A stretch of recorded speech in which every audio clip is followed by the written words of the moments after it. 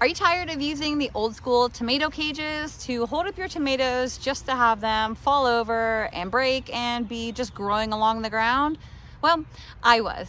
So last year I built a different type of tomato trellis, and this year I'm gonna build onto it because it worked so good that I'm going to double that growing space. In my 4x8 raised bed, I am currently growing 20 tomato plants, and I'm going to show you how I do it, why I do it, and the pros and cons to it, why it might work for you and why it might not work for you. Hey guys, welcome back to Garden and Grease. I'm Nikki, if we haven't met yet, and today we're going to be building another tomato trellis. Now, I find that this type of tomato trellis works perfect for us for the type of tomatoes that we are growing in this bed. Now, last year, we only grew enough tomatoes for half of this 4x8, which ended up being 2, 4, 6, 8, 10 tomato plants. But this year, we are growing way more. So we put in 20 tomato plants in this bed already, and I'm a little bit behind on getting my trellising done. Now, for this project, all you really need is 3 8-foot 2x4s, and that's what I'm using. You can choose whatever wood you want to do, but for me that was sturdy. And then whatever boards you want for your top of your trellis, and I'll show you that in a little bit. I'm just going to try to find pieces of scrap wood that I have laying around, and we'll go over those dimensions of what you're going to need for those top little strips of wood. Okay, so it should be a lot more simple than what I'm going to make it right now, because I actually bought 2 of my 2x4s for whatever reason are not exactly 8 feet. I don't know how I pulled it off. They have all kinds of weird dimensions at Home Depot. One is all 8 feet, and I'm gonna use that along. It's actually a little bit longer than 8 feet. So I'm using my shorter ones for my uprights and my long one for the top. And because the 2 shorter ones are shorter than my other trellis, I want them to match in height. They're short by 3 inches. I just happen to have a chunk of wood that is 3 inches. That is 3 inches here. So I'm gonna put this under my 2x4 to help keep the exact height on it while I'm screwing it in. And my daughter is gonna hold it to keep it straight. This one right here was taller, longer than this 2x4. And instead of going and buying 2 more 2x4s, I wanna use what I have. And what I've done is marked a line over here to give me an idea of how many inches from the end of my bed I need to be to the outside of this 2x4. And in order to make sure that we keep it straight up and down, I'm gonna use my little level here. And I want this one here. And when we move it like that, the bubble moves. I'm sure most of you understand that, but some might not. So when it's in between, right in the middle of these 2 black lines here, we know that our board is straight. So we want it exactly right there.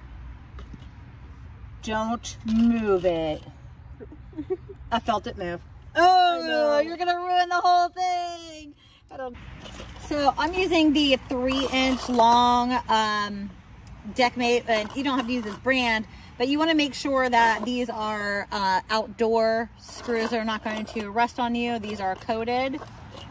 And they always, well, no, they usually come with a bit that fits the top of the screw. So you don't have to worry about buying a whole bit set.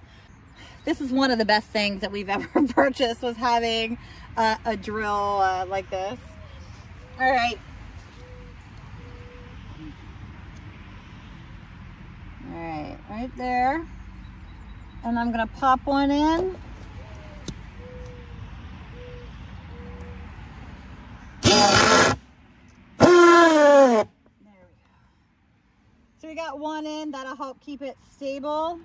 And before I put another one in, I'm gonna double check that I'm straight up and down. And this doesn't have to be perfect, but I'd like for it to be pretty close. All right, so you have an opportunity now to kind of wiggle if you needed to, because you only have one screw in. Once the second one goes in, you sealed the deal, unless you're going to take a screw out.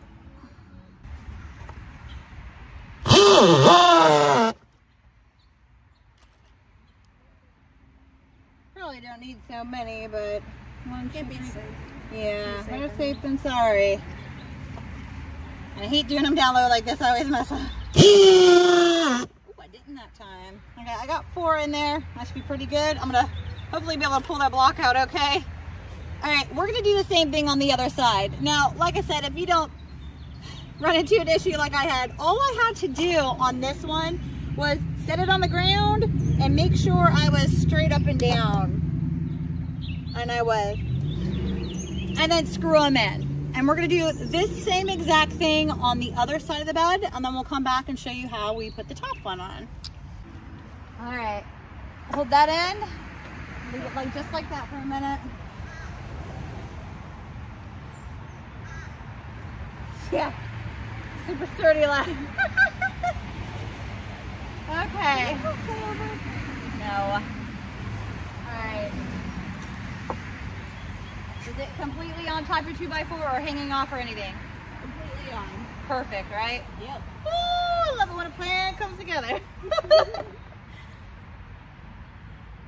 All right, we're just putting our long 2x4, and like I said, I'll put the dimensions exactly on the screen. That might not be the size that you need, depending on the size of your bed that you're doing. And I'm gonna take 2 screws on each end and go directly down through this 2x4 and into our vertical 2x4s. So my husband had a really great idea, and I'm gonna work on it, is having some cross braces. Let me show you what that would look like. To have braces going this way and each corner. And I actually think I'm gonna do that. And what I think I'm gonna do is find scrap wood I had that's long enough to go, I want at least 3 foot for all of these, and replace these ones to go across both and overhang on both sides. And use those pieces that are up there now to brace, to use for the braces for the corner brackets, basically. Let me go find the wood I need and we'll get back to it. Okay, I found these chunks of board. I'm being honest, they might have been already ear tagged to be trim boards for the coop, not sure. But I have just the right amount. I need to measure out what I need and then mark them, and then my husband's gonna come cut them for me. So I want these 3 foot long, and I marked my 3 foot.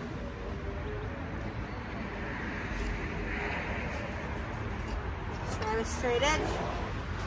And then the rest of them were fresh pieces.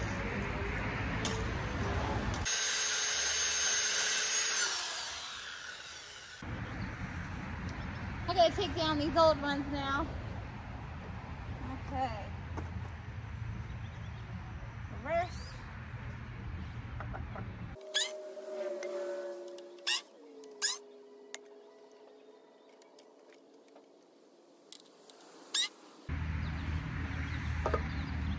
And the hooks that I had in these, you see that? Those? I know they're all rusty looking. They're not actually meant for outdoors, but it's what I had. And I may have some more, but I'm going to try to take these out and save them and use them again this year. All right, so now I'm gonna measure exactly where I want my hooks based off of, well, I already planted my tomato plants, so, and they're pretty decently spaced well. I'm gonna have 4 hooks on each beam, and I have 5 beams. And I'm just gonna come in about 1 inch from the end for my first hook. Right there, on each. And when I divide this up in between that space, between the 3 other gaps that, you know, I need to have between my hooks, it's about 11.3 inches. So slightly over 11 from each end of that. And we'll just do 11 to make it nice and neat.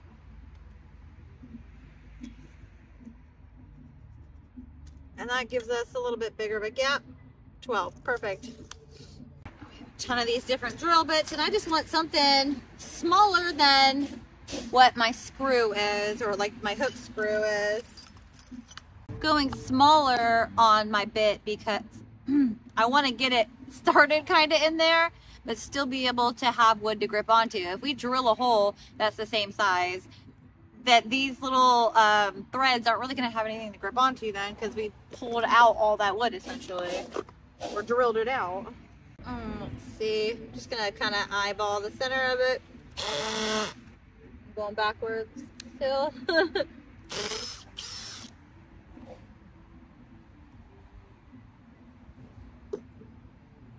Oh yeah, much better. Okay, there's something I want to point out. I am using, which I found exactly the amount of hooks I needed in my kitchen junk drawers. If you don't have hooks and all you're using is scrap wood to make something similar to what I'm making, you can wrap string around here, depending on how you want to tie up your tomatoes. And I'll show you that as well. Because honestly, using a hook and trellis system like this is great if all you're trying to grow on it is single leader tomato plants.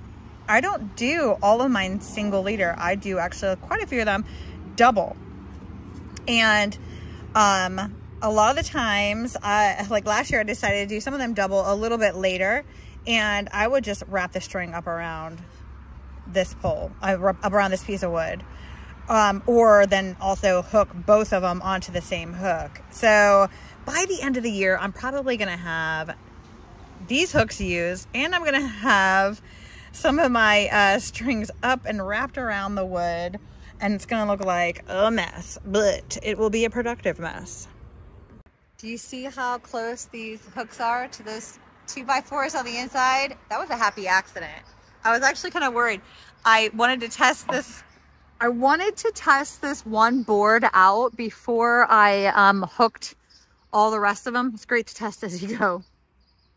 And as I was sitting this on, I was like, oh my gosh, I couldn't have been any closer to that wood to make this actually work.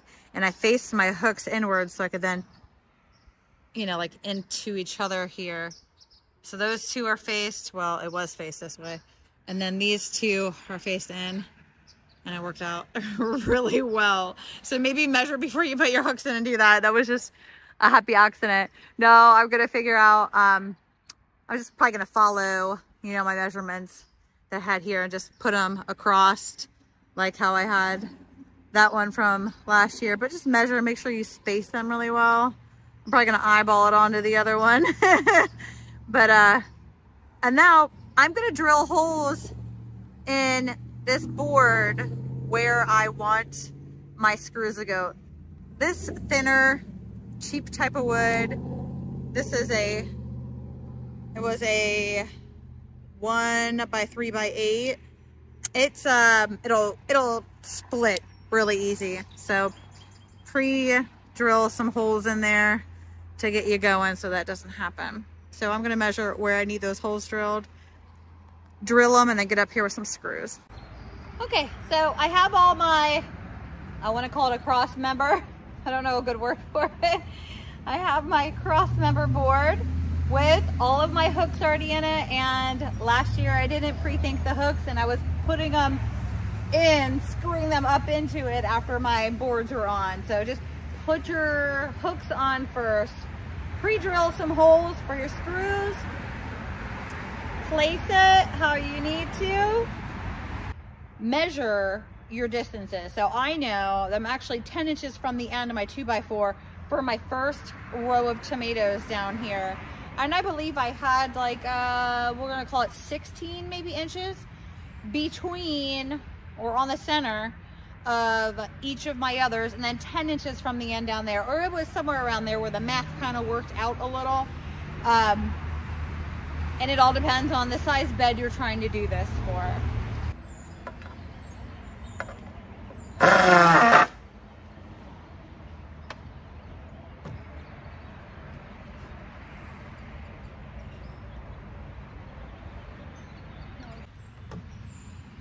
All right, so that's what I'm gonna do. And I'm actually only doing one in each one of these boards, but if you're only doing one of these structures, not the double structure, you're gonna wanna put 2 screws down in here so that it doesn't twist and move around. Put 2 in, but I'm doing 1 here and then 1 over here on that one. All right, and then so I'm gonna put all these screws in, do this, and then I'm gonna show you how we use it. Okay, so I'm gonna talk about a couple ways to use string or options with these that I have used or I am gonna use this year. I had gotten this year to use, a little upgrade, these hooks. There's a word for it. And if I could figure it out, I'll put it on the screen. I call it a hook, a tomato hook. Is it like they call it like a drop and whatever. Anyways, a drop and turn kind of thing or whatever. So you gotta, like this, and you make a loop at the bottom, the same as I would if I was just using the cotton twine. And I'm also going to use the garden stake. Now you don't have to. If you wanted, you could tie this directly to the bottom of your plant. I choose not to. Okay, so the loop that we had made at the end of the string, I'm just gonna put it on my garden stake. And then I'm pushing down into the soil, kind of near my roots here. And I should have done this a little earlier before. That's not gonna hurt the roots? Well, no, but I should have done it as soon as I planted my tomato plant to ensure that it wasn't going to. And why didn't you? Because I was not prepared with my trellises. My trellis wasn't up yet. Okay. So you're not perfect. I'm not perfect. This should have been done months ago, actually, my trellises themselves. And what I prefer to do is wrap this string around. Now, once you have this up and established, that's my leader right here, just wants attention, needs attention. Once we have this hanging, we will literally take the plant and wrap the plant around the string instead of wrapping the string around the plant. But whichever one makes you more comfortable. Then I'm gonna extend the amount that I need. Now, here is a con to having really tall trellises. I need a ladder to get all the way up there. Okay, and then I'm gonna hook. Now, one thing that I'm noticing about this system, and this is my first year using it, is that it's never the perfect length. If I pull it to try to get it up on here and have it perfect, I'm gonna end up pulling on my roots. So what I've decided to do is hang it. I have all this excess and I could let that hang, but I don't want to. I've just started kind of wrapping around the bottom here a little bit until I get it where I want it. Until it's tight? Yeah, until it's tight enough to support it. The wind blows, it's not gonna fall. And the reason for really doing this is we don't want our limbs, I mean our plant to fall and break over in a wind or just naturally from its own weight. And that's all it'll really bend with that little bit of extra slack in the string. What I did last year is another option if you don't want to buy these hooks, but I do like that there's a hook on the top. It makes it a lot easier. What do you got there? I have a cotton string, a cotton ball of string, and this is pretty sturdy stuff. It's not like a twine that will fall apart and break really easily. It's a really good cotton product. I made a loop at the end, loop it in just like I did with the other stuff. I'm gonna put it at the base of my plant.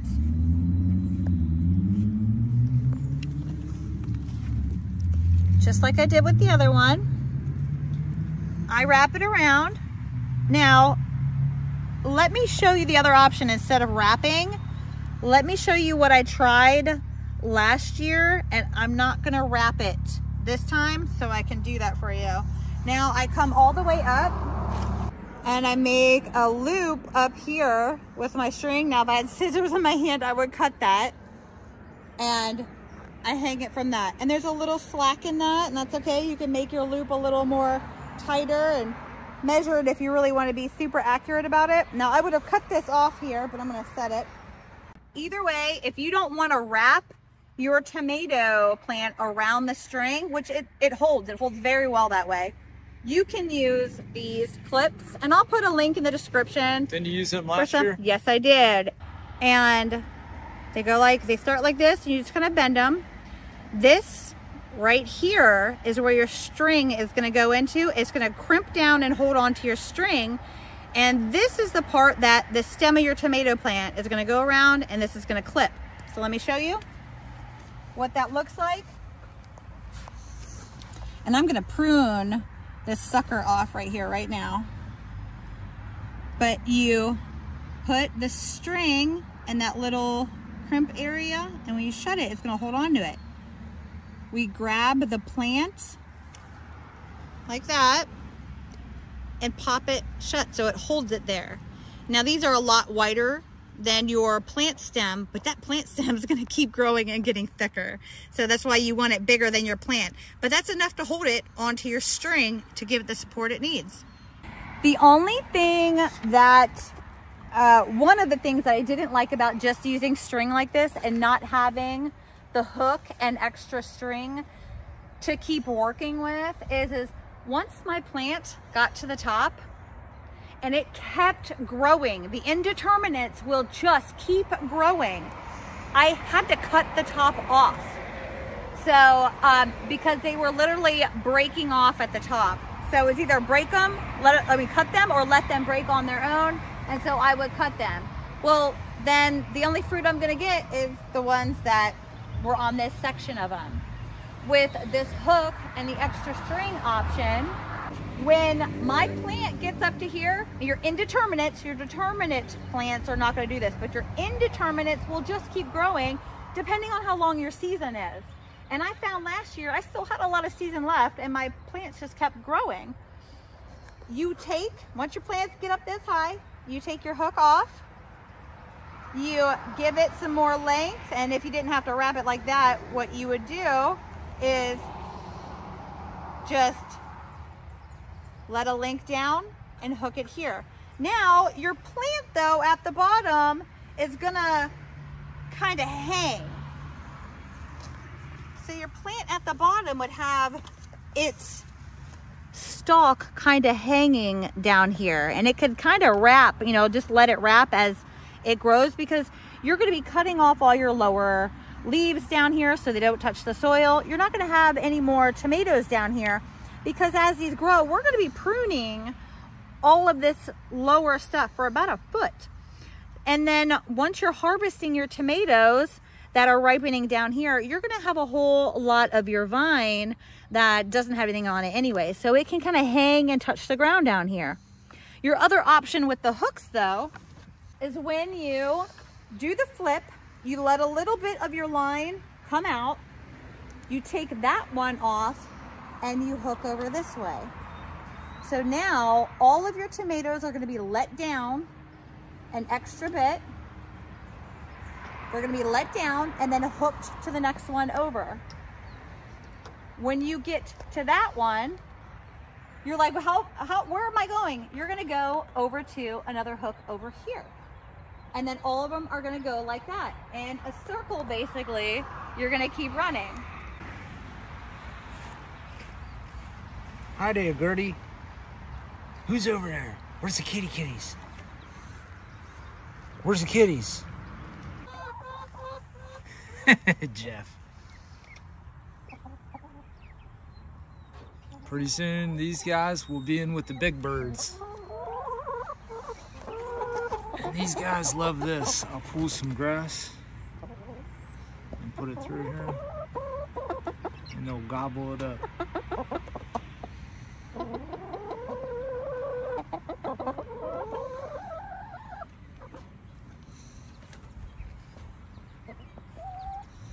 Okay, so this is how we do it when we are doing a single leader. And basically, for me, what I do is when I want to double leader something, I'll pick the sucker that I want to be my double leader. Let's say I want my double leader to start all the way down here. I'm gonna let that little sucker right there grow. See that little leaf in the armpit? I'm gonna let that grow into its own stem. I'm gonna take a whole nother string or hook system, do the same thing. Put it on the garden stake and wrap it around, and then come up to that sucker stem and start wrapping around it independently on its own, and it'll have its own hook or its own string to do a double leader, which I do like the double leader, and I like doing it that way. If you're doing cherry tomatoes or a determinate tomato, this system's not going to work. So this is a system for indeterminates that you're going to either single or double leader. Any more than that, if you're not going to be pruning off all your suckers and you're not doing all of that and you just want to grow them, you want to do a cage type of system. We are actually going to do another type of system and a trellising system, and we'll do that on another episode. All right, guys, thank you for watching another episode of Garden and Grease. Don't forget to hit the subscribe button and the like button. Thank you.